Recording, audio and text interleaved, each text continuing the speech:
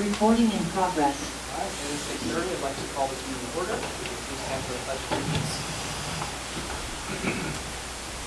To the flag of the United States of America and to the republic for which it stands, one nation, under God, indivisible, with liberty and justice for all.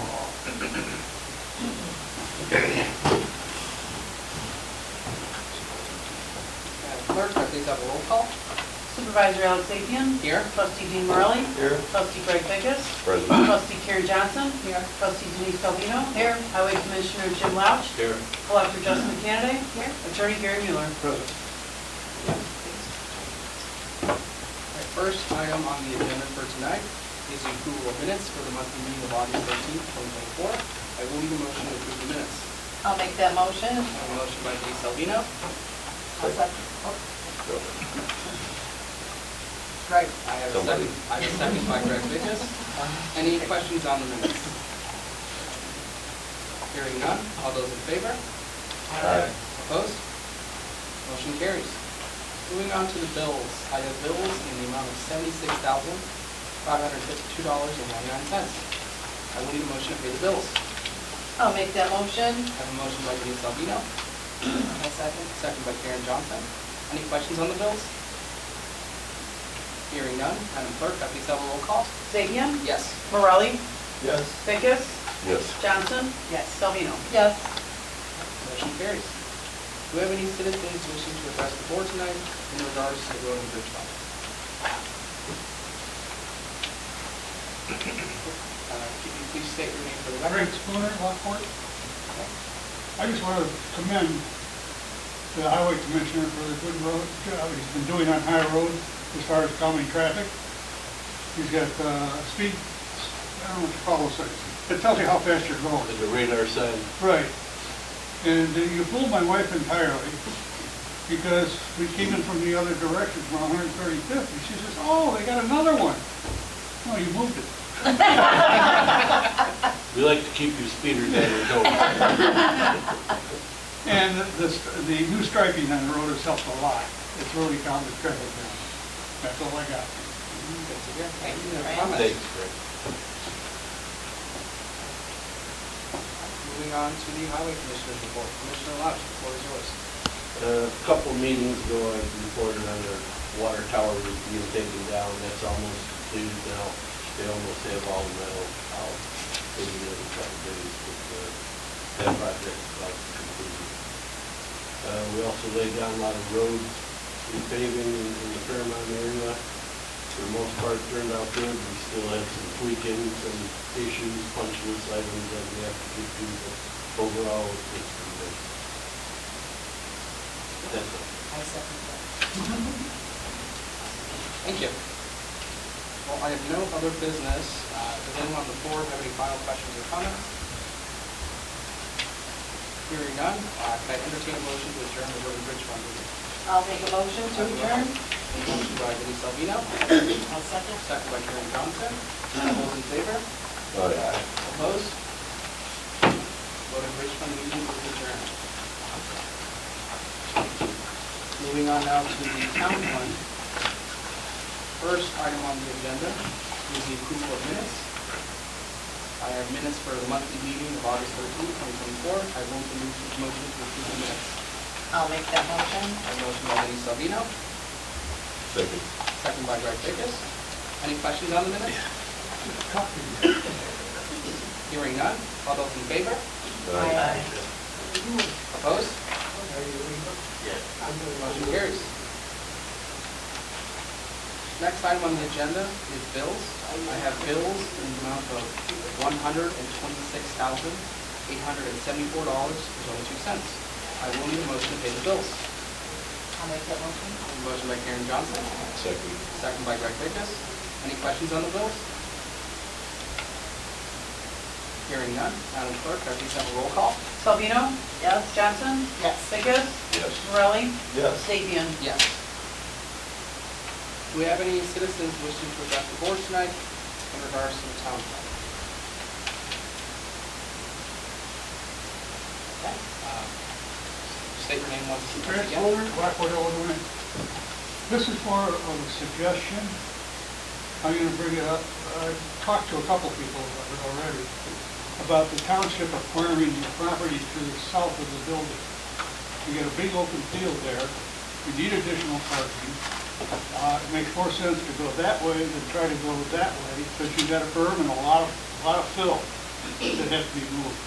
Also, the idea has been brought up before about a veterans park up there. That would be nice to have at the beginning of the piece of property. And the back of this lot would be excellent for a community garden, because it is a wetland and you can't build on it. And that would provide your additional parking on a flat piece of land, something you don't have to dig out. And that's just my idea, I'm quoting it. Thanks, Grant. Thank you. Mr. Spooner, I'll be sure to talk with you afterwards, and then I will discuss it with the board as well. Thank you. Hearing no, seeing and hearing no other citizens, we'll move on to the clerk's report. Madam Clerk, the floor is yours. Thank you, Supervisor. The clerk's office was very busy in August with notary services and diaper pack distributions. Last month, I gave the board the early voting schedule that I have set for us here at the Township Building. Excuse me. As a reminder, the dates for early voting will run from Monday, October 21st until Saturday, November 2nd. The Will County Clerk's Office has sent us our equipment delivery and setup schedule. On Friday, October 11th, our voting equipment and supplies will be delivered. On Wednesday, October 16th, the county staff will be here to set up and test all equipment. Lastly, the county will return the morning of November 4th for supply and equipment pickup. I did have 3 new employees that completed training today, also for early voting coming up. This summer, I spoke with the staff of LTHS CCC program. They asked me if there was a possibility for their students to be able to volunteer with the clerk's office to help them develop job skill tasks. At the end of August, I did have a group of students assist me with inventory that was delivered for our diaper depot program that is partnered with United Way of Will County. Additionally, I have decided to have some of the CCC program students and staff help us with people directing during some of the early voting hours. There will be a table at the entrance in the front of my office, as well as a table in the hallway near the Veterans Cabinet. The entrance table will be a greeting and directions table, and the hallway table will be the ending table that will direct voters to the exits. The staff is very excited about the students having this opportunity to engage with the public and develop customer service job skills. Last month, I hosted a diaper distribution program meeting between the delocation partners and United Way of Will County. We are in discussions among the partners on how to make the program run even more efficiently. It will involve a minor registration of each family in the program, as well as having a designated location for each of them. This will help United Way of Will County with tracking, because they are funded by grants and they have to do tracking by zip codes. So we've come up with some good ideas, and that's going to be happening shortly. And that's all I have.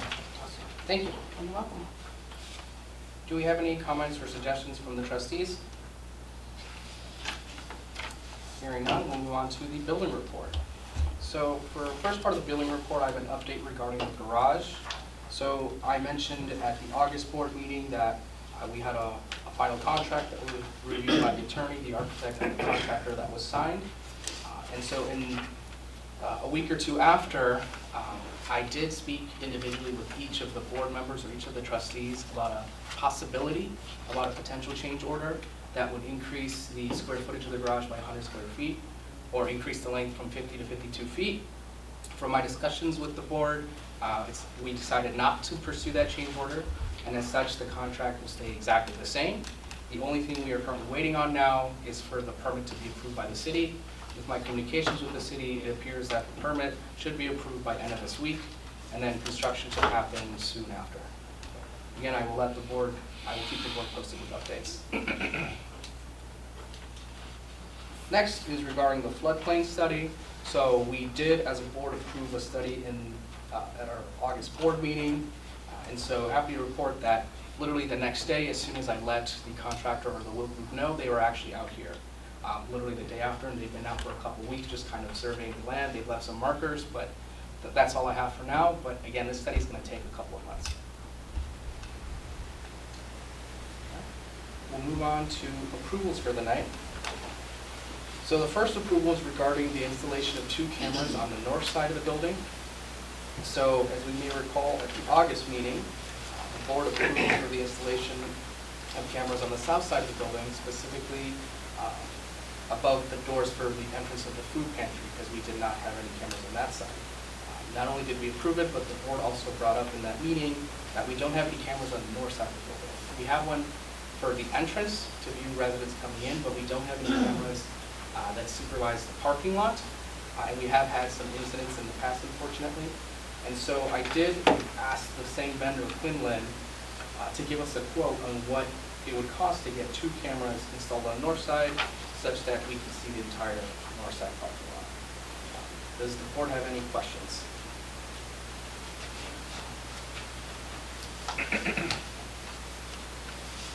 All right, well, hearing none, could I entertain a motion to approve the installation of 2 cameras on the north side of the building? I'll make that motion. A motion by Karen Johnson, I'll second. second by Denise Salvino. Madam Clerk, can I please have a roll call? Morelli, Yes. Sapien, Yes. Salvino, Yes. Johnson, Yes. Vickers. Yes. Motion carries. Next is similar premise. This is regarding the doors in the back of the building. They're called doors 3 and 4, and they're the doors that lead into the community room. These doors are often used when we have major events like the Senior Expo. It's how we have the vendors come in, also how the school comes in. So at the same August meeting where we approved the cameras, we approved the installation of key fobs on those back doors so we could come in via the key fob instead of just manually coming in. Well, something that we've worked with the past couple of months. Now it's not urgent. It's just something that it's like we could do while we're working on the key fobs for the back door. Is that so these doors that we have are the original doors that we got the building, and so the arms for the back doors they don't work. So we saw this happen, especially a couple months ago when we had the school here in full. But those doors, if you open them, they swing shut, and you know they make a lot of noise. Now, that's not a big deal, but if we wanted to fix the doors, add a continuous hinge, etc., it would be a little over $3,000. So for this, I open it to discussion from the board.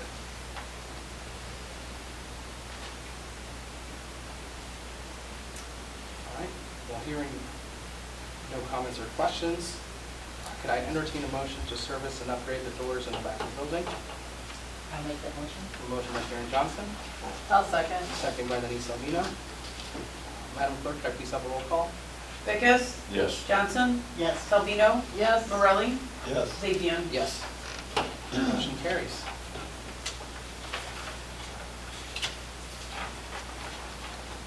Moving on now to new business. I want to give a quick update regarding the mental health project. So, the first is that I did receive the invoice this is for the month of July that was billed for the month of August. So, came in a little bit higher than I was expecting. Usually we receive an invoice for about $5,000. This time around it was about $6,000. I attribute this to the summer newsletter our inaugural summer newsletter. We usually see a little bit of spikes. Usually the month after the newsletter comes out. I will say I just received the invoice for the month of August, literally this morning, and that one's back down to about $5,000. So there's the update on that. I also have some other updates. So the townships and the fire districts that all collectively use this project in their own areas. We did meet 2 weeks ago, and we're planning to meet this Thursday. And the idea is that we start to meet on a more recurring basis, so we can act as one larger unit, so that we have some leverage when we can negotiate with ThriveWorks at the end of the fiscal year, and so we can budget for the future year. I will say that we have some, I will call it potentially good news. I don't want to count my chickens before they hatch, but the Joliet Fire Department did work and go down in Springfield to secure funding to fully fund this project for the entire county. It's a couple $1 million. It's very good news. However, if we can be a little pragmatic here, it's that we know that money coming down from Springfield isn't always the most quickest and efficient. So it sounds like we will be getting funding for the upcoming fiscal year. However, in our discussions, it is determined that while we may receive funding for the upcoming year, it may not be guaranteed for future years. And the tricky part is that the townships, the fire districts, and the Springfield's fiscal years, they don't exactly overlap. And so if you receive funding in this upcoming year, but on the next one, you would still need about 9 months of funding in reserve. So I still think it would be good for us as a backup plan to potentially look into funding this through GA funds. And again, that's a project that Tony and I are working on the side. But I did want to give a quick update regarding the mental health project. The no-show fee, was that somebody made an appointment and did not, or was that? That's Yes. Like So- more than a regular appointment? Right, so the no-show fee, so this is what we have with ThriveWorks. So if someone does not show up, they're only allowed one pass. So if someone doesn't show up, we cover the first fee, the second time it's ThriveWorks, and the third time they're removed from the program indefinitely. That is actually something that we brought up at our recent meeting, and that's something that we want to negotiate to make sure we don't cover at all in the upcoming year. Any other questions? Yeah, when I saw that, I was wondering if we could bill the person for it. I mean, they probably aren't gonna pay it, or they might not pay it, but at least the send one bill there for a no-show fee. I mean, that's, that might be a possibility.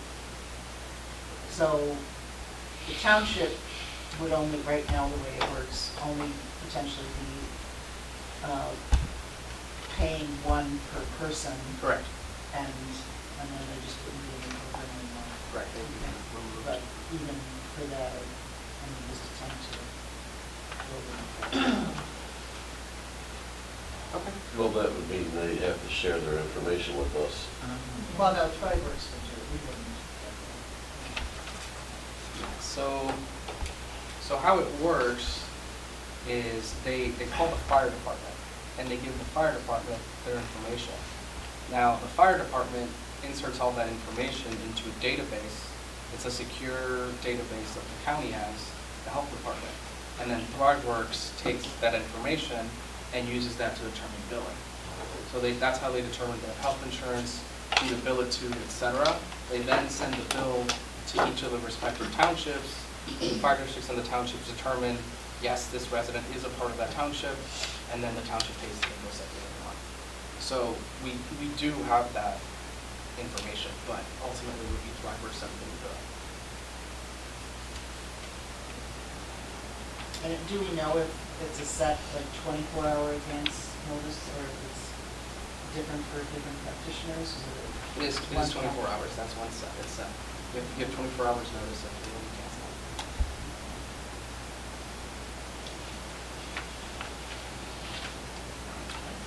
We'll move on to the newsletter. Quick update on the newsletter is the newsletters were mailed out last week. I know Lockport received theirs today. We also have some extra copies in the back table over there. So regarding the future of the newsletters, I believe we did reach an informal consensus as a board in August where we would agree to take the newsletter out to bid. Now I was grateful and I received the bid specs from the collector from the Park District, so I do have a copy of a template of bid specs and also a bidding template. I am working on bid specs for our newsletter. Now the idea is we'll have it go out to bid hopefully this year and have an awarded contract or awarded vendor, and then we will have that vendor work on the 4 newsletters for next year. So for winter, yours will still have likely the same vendor. But again, I'll keep the board updated. All right. Move on to upcoming events. There's a couple of events coming up. So the first one, I did send the board an email about this, but Lockport Township High School, they'd like to recognize Lockport Township via resolution, just to thank us for having the CCC program here at the building while the school was undergoing reconstructions and renovation. So that is next Monday at 7 p.m. and that's at the East Campus. They did request that if you would like to be there to be part of the recognition, if you could show about 10 minutes early. Next, White Oak Library in Crest Hill. They usually have this event called Grandparents' Day, but this year they're calling it the Fall Fest and having it a little bit later in the year.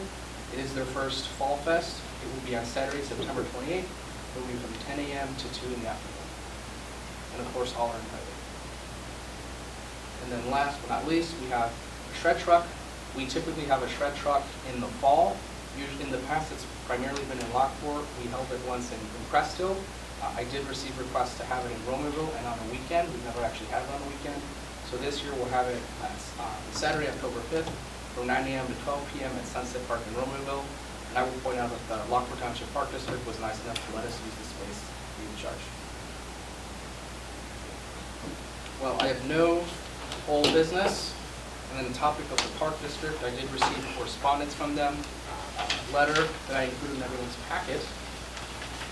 So the Park District is sending us a letter. I'll summarize it, but it's just the Park District thanking the board for their support to Lockport Township. Specifically, they're pointing out to the increased support to the Fairmont Food Pantry. And then they did also point out that they typically do this, but if we could continue to support their projects, they did give a list on the back, the second page, about what the request would look like. This is something to keep in mind for the upcoming budget. I will point out the numbers are the same as they have been in previous years. And that is all I have for the town meeting. Do we have any final questions or comments from the board? Hearing none, could I entertain a motion to adjourn the town meeting? I'll make the motion. A motion by Karen Johnson, I'll second. second by Denise Salvino. All those in favor? Aye. Opposed? Town meeting is adjourned.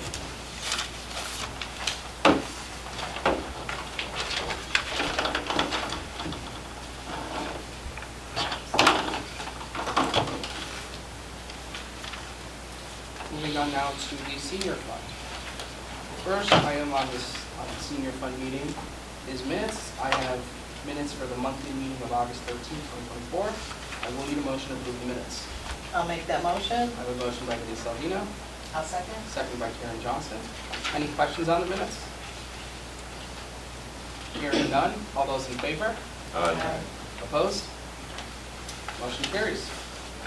Moving on to the bills. I have bills in the amount of $41,622.66. I will need a motion to pay the bills. I'll make that motion. I have a motion by Denise Salvino, Second. second by Karen Johnson. Any questions on the bills? Hearing none, Madam Clerk, could I please have a roll call? Sapien? Yes. Morelli? Yes. Vickers? Yes. Johnson? Yes. Salvino? Yes. Motion carries. Do we have any citizens wishing to address the board tonight in regards to the senior fund meeting? Hearing none, we'll move on to the bus report. So the bus report should be the second page in your packet. So for the month of August, we had a total of 520 trips. The senior buses were operational for 22 business days. It gives us an average rides per day of 23.6. If we look at rides over time, the average rides per month went up slightly from 512 to 513. I'd like to point out that last year, the bus volume was at 79% at what it was in 2019. This year so far, we're at 81.2%, meaning we do have a 2-point increase from last year. So we are continuing to slowly but surely grow. Quick update on the buses. So happy to report that after a few months, we did have some mild defects in our 2 newer buses. However, they were covered under warranty. We did receive them back from the shop. We have some very minor aesthetic defects inside the buses that will get fixed in the next couple of months. However, the buses are fully operational. We're just waiting on the parts to come in. They're still covered under warranty. However, we want the buses to get some mileage, and they're fully operational, and they're fully stickered up. We actually started driving them late last week. So we now have the 2 older buses in the back of the parking lot. The 2 new buses, they're getting positive feedback from residents.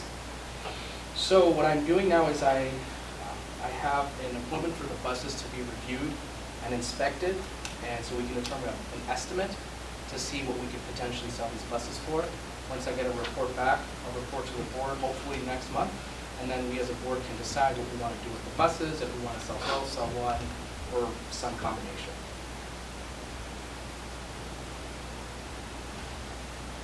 Move on to new business. We do have one approval tonight for the senior meeting.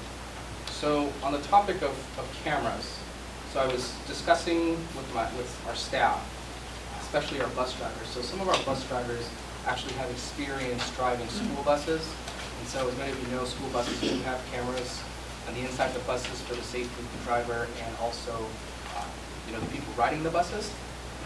And so I reached out to a vendor who actually provides cameras for school buses and determined what a quote for adding one camera inside each of the new buses, so 2 cameras total. And so not only would it include cameras, but this would also include a monitoring system that would monitor the brake lights and the turn signal. So if God forbid if there was ever an accident, you'd be able to track to see if the driver pressed the brakes, if they could use the turn signal, etc. But again, the cameras are there just to monitor for the safety of the driver and the riders. There is no monthly charge, so what's different about this is there's a different licensing fee than with cameras used for security for buildings. So the total quote, the total would be just a little over $3,100 to add buses to the city, to add cameras to the city buses. Do you have any questions or comments from the board on this? Is that for both buses or is that per bus? So that's for both buses. So this is $3,154.06 for 2 cameras, 1 camera in each bus.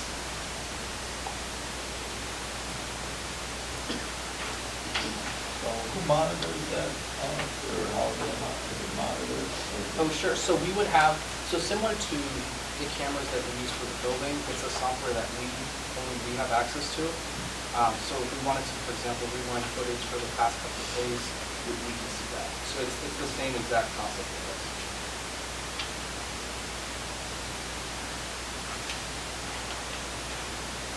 Is this outfit recommended or is Like the vendor? Yeah. Oh, sure. So I asked our administrator who had experience working with bus transportation to find a vendor, and she had previously worked with them in a different position. Reached out to them because, again, they had worked with some of the school buses, and then we just started working.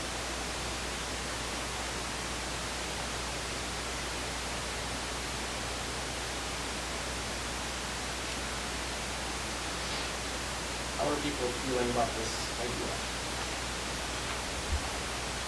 I think it's a good idea. I just don't know a whole lot about it. That's a fair price, it seems like it. I'm just not 100% sure. I don't know a whole lot about it.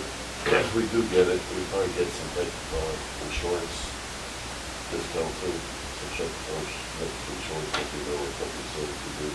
Right.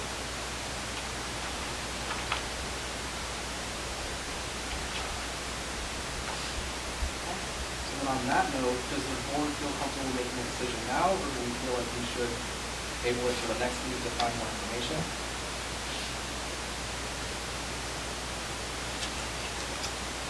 So these cameras are gonna be able to see the people in the Inside bus? the bus, yes. Right, it's a camera for the inside, not like a dash cam. Somebody needed medical assistance to do this.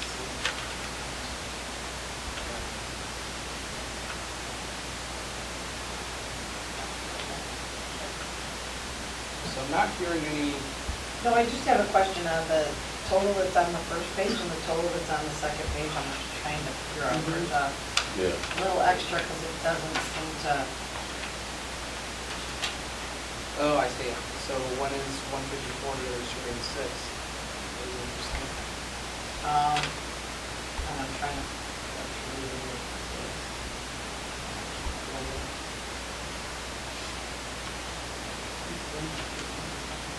Here's minus the shop supplies. Minus the shop supplies.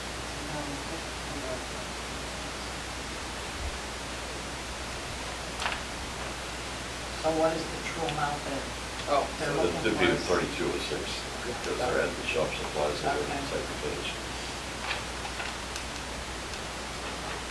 All right. do you feel comfortable making a decision tonight?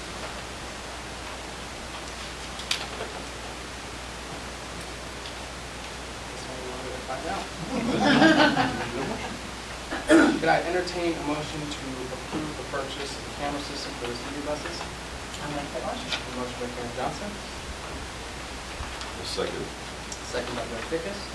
Madam Clerk, please have a roll call.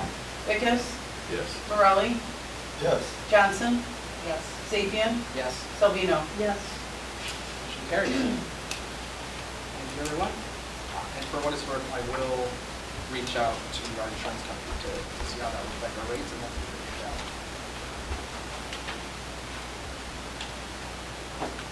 Okay, so moving on now, not an approval, but just a point of discussion. This is a project I hope we can work on in the long term, but I want to kind of break it up into chunks. And so for tonight, I am just introducing a draft contract. So I'll explain the project. So a little bit of context. Lockport Township, we have a partnership with Jewel Osco, specifically the location of Lockport. And what we've done the past couple of years is we've supported, or we've financially supported shingle shots for senior residents in the township. Now, this line item for shingle shots has typically been about $40,000, but in the past 3 years, we've funded a total of about 2 shingle shots in the past 3 years.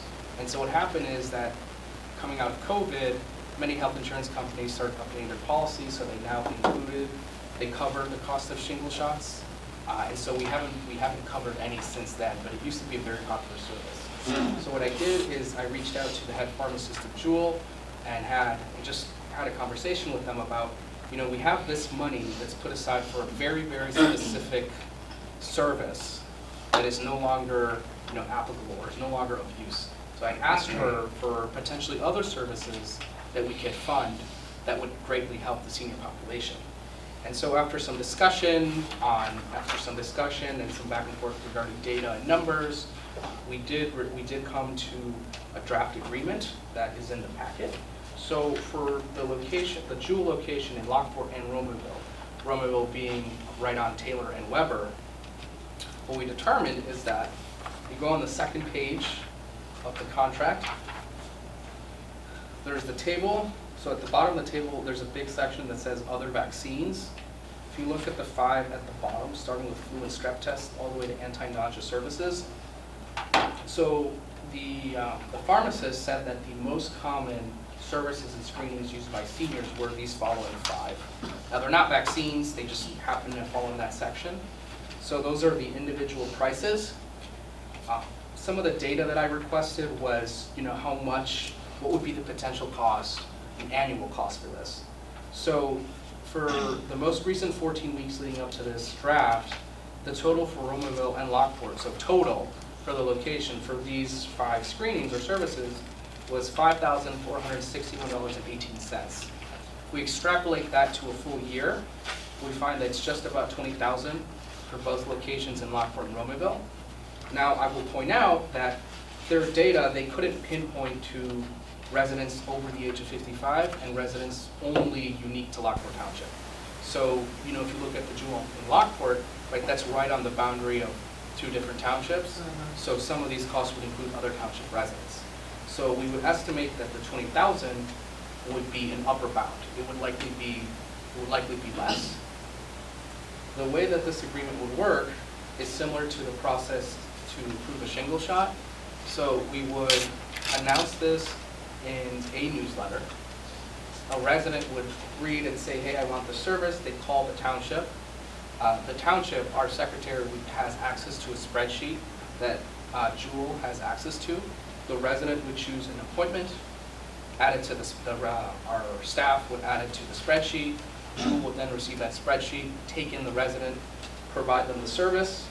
The resident would then go home.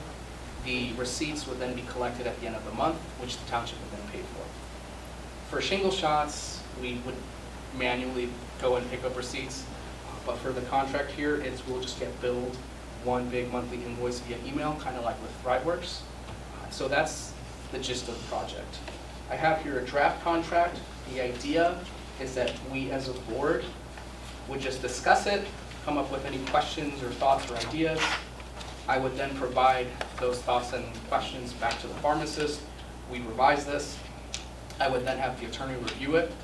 And then after that, either in October or November or some month before the end of the year. We could potentially approve the agreement, start kickoff at the end of the month, and then potentially reserve funding for this in the upcoming fiscal year. So that I is, just wanted to be clear, so we're not gonna be able to screen for township residents, or we will? oh yes, we will. To That's what clarify, it's gonna start with. They call it Your township, reports, yeah. So our office will be screening that for township residents? And Yes. send the spreadsheets? Correct, which is correct. basically the approval. Yes. Okay. So to clarify, so in the agreement, we were very specific, well, two things. One is that I'm fully aware that if we have a contract, it needs to expire at the end of the current board's term, right? So that's, I believe that's the end of April. And then a second contract would have to be signed after, and the new board would have to approve that. And then two is that we would only approve this for township residents, and we do it the same way as with shingle shots, is we internally confirm the address. And it's the same we do it for shingle shots, senior breakfast, veteran center, et cetera. So for that, we're not expecting the pharmacy to do any work, kind of like even though the fire department does. The pharmacy is only in charge of administering the services and providing us with the receipt. The township does all the rest of the work. And then are we still gonna have those vaccines available at the senior breakfast and those sort of things for them for? Yes, easy? so, yeah, those vaccine clinics are completely separate. They're not even covered under shingle shots. That's a completely different, Okay. that's What- completely different. What is the biometric screening? So biometric screening, let me see my notes.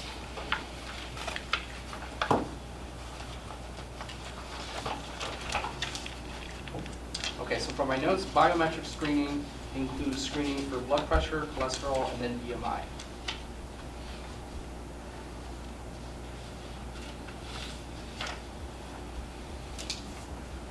Which is weird, I'll have her elaborate. I think one thing I'll have her add to the contract is a definition of the services, just so it's very, very clear. And then so that handles like Lockport and Romeoville, is there, One for Crest Hill. yeah, So there was one Jewel down in Crest Hill. So the idea was that we'd have the Jewel locations that are closest to some of the senior communities, because those are what we've determined where many of the residents, that's where most of the residents come from. The closest one we could find in Crest Hill, It's not in Crest Hill. right, wait, it's not in It's Crest in Hill? Joliet. It's Joliet Is it? Township. Yep, Okay, it's on the you're other right. side of the road. It's in Joliet Township. It's just too far from the other communities as well. The one on the corner of One in Theodore and Lockport, Larcher? the one in Lockport, South of- Lockport Township. Yeah, it's not. Uh-huh. That's true. Yeah. So, yeah, that's will be both of them. But anyway, Yeah. I mean, that's proximity. Are they all, Aren't they doing something with that, Joel? Yes, it's becoming an Isn't it? Albertsons or something. Yeah. Yeah. I mean, I know the they're Crest Hill tied in, people but- can still go to the Romeoville or Oh, right. They can still, Yeah. yeah, since. Any it's township residents. resident could go to any of the two locations. Yeah.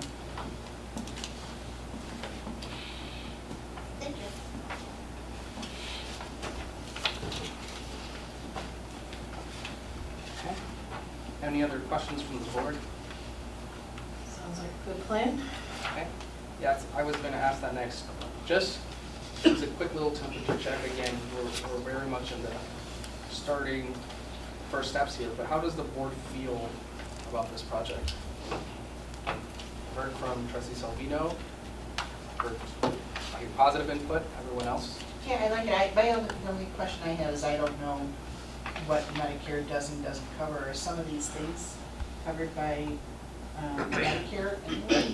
Yes, that is correct. So from my discussion with the pharmacist, it's interesting, but the insurance companies are either hit or miss. They either cover this entirely or they don't cover it at all.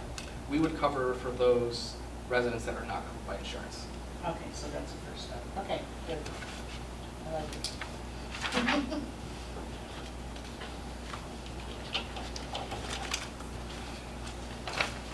All right. So for next steps, I have 2 additional points. I'll be sure to send them over to the pharmacist. I'll have the attorney review this at a future date, and then I will come back to the board for potential approval. All right. Last item's on the senior fund agenda. So we have a couple of events coming up. One is there's a presentation that we're hosting at Grand Haven on October 1st at 7. We have a bit more flexibility this time. Agenda is still to be determined, but the meeting, this presentation will be very similar to before. The speakers we have so far are myself, the Highway Commissioner, and also the Assessor. Again, you are all invited. We have the senior breakfast coming up. Reminder, we have 4 days. So October 7th and 8th, which are Monday, Tuesday. Oh, start a little bit later? Yes, starting a little bit later. From 10 a.m. to 12 p.m. That's over at Prairie Bluff. And then October 9th and 10th, from 10 a.m. to 12 p.m. over at Pocket Joe's. Yeah, we had to start a little bit later in order to accommodate for Papa Joe's. They usually don't open until about 11:30, but we moved it to 10, and then we thought it might be too confusing if we have one starting at 9 instead of at 10. I think it's a better idea anyway, personally. So, People get their self going, take their medications, have to wait a couple hours sometimes before they eat.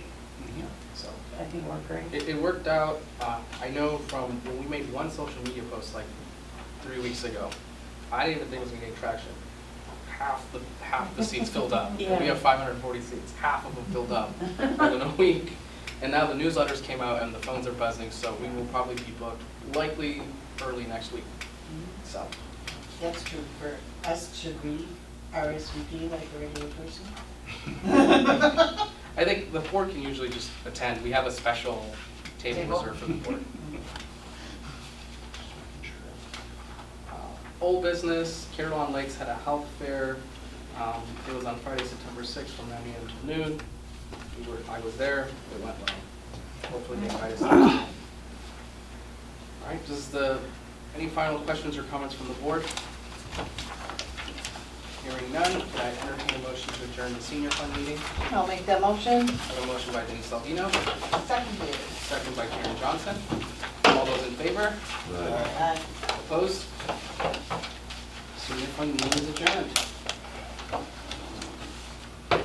Moving on now to general assistance meeting. First item on the agenda is approval of minutes for the monthly meeting of August 13, 2024. I will need a motion to approve the minutes. I'll make that motion. A motion by Denise Salvino, I'll second. second by Karen Johnson. Any questions on the minutes? All those in favor? Aye. Opposed? Motion carries. Next on the agenda, I have bills in the amount of $9,562.21. I will need a motion to pay the bills. I'll make that motion. A motion by Denise Salvino, I'll second. second by Karen Johnson. Any questions on the bills? Hearing none, Madam Clerk, can I please have a roll call? Johnson, Yes. Vickers, Yes. Morelli, Yes. Sapien, Yes. Salvino. Yes. Motion carries. Do we have any citizens wishing to address the board tonight in regards to general assistance? Hearing none, we'll move on to the GA report. So GA report's the usual report. We can first go to the report labeled as System Activity Report. Should be, I believe it's the second to last document in the packet. So for general assistance, we had a total of 10 applications. One of them was approved. The remaining 9 were not approved. Of those 9 that were not approved, we went to see if they were eligible for general assistance. So for emergency assistance. For emergency assistance, we have 2 from the previous month that are still in process. But of the additional 9, 7 of them were approved, 2 of them were not approved. Of those that were approved, total grants were for $4,431.21. If we look at the report labeled grant disbursements, the amount adds up exactly. And then that number also agrees with what is in the bill list. If you take that number and subtract the support for the food pantries, it adds up to the $4,400 for emergency assistance. But overall, we had 10 new applications this month. Just one question. I don't remember ever seeing healthcare bills for this before. Is that? We've had one healthcare bill in the past, but they are very rare. So generally speaking, with the township, we cover utilities, rental assistance, So gas, electric, rental assistance, but not mortgage, and then medical bills. However, we do not cover mortgage. We also do not cover car repairs. Some townships do car repairs. So those are the four major ones. Any final questions or comments from the board? All right, hearing none, I entertain a motion to adjourn the meeting. I'll make that motion. I have a motion by Denise Salvino, I'll second. second by Karen Johnson. All those in favor? Nice. Opposed? Meeting's adjourned. Thank you, everyone.